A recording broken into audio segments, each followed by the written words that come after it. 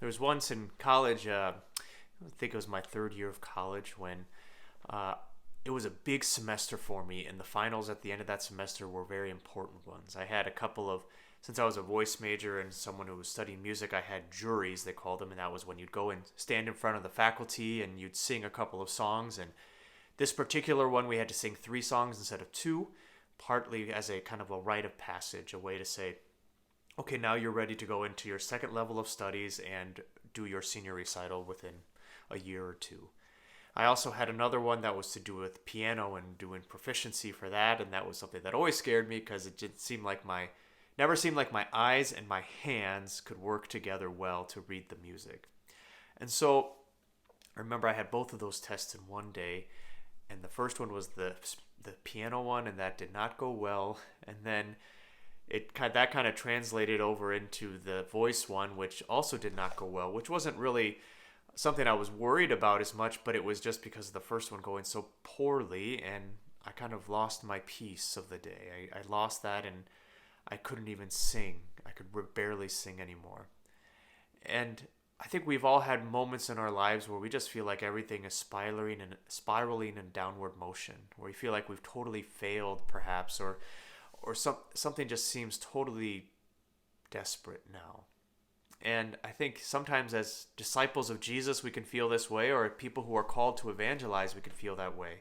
Or perhaps as parents raising children in the faith, when they leave, we feel like we've totally failed because they don't go to church anymore.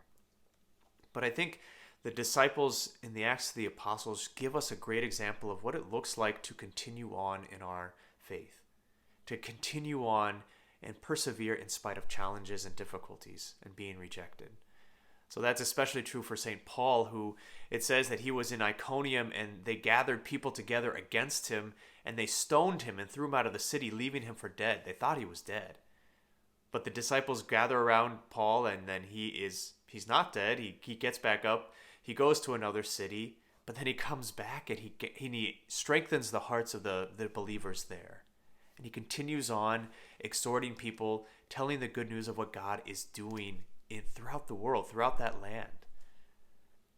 Jesus doesn't tell us that this will be easy, but he tells us that he will give us the strength necessary to do it. We're all called to be witnesses to Jesus, to evangelize in the places we can. And sometimes we might think that it's never going to work. We might think that I've totally failed in this way or another. But Jesus never sees it that way. He always sees the possibilities coming up. What we can do is we ask him for his perfect peace. The peace that doesn't depend on the situations we're in or the circumstances that we find ourselves in each and every day. That's what Jesus says to his disciples today in this gospel. He says, my peace I give to you, not as the world gives do I give it, but this is even more sure.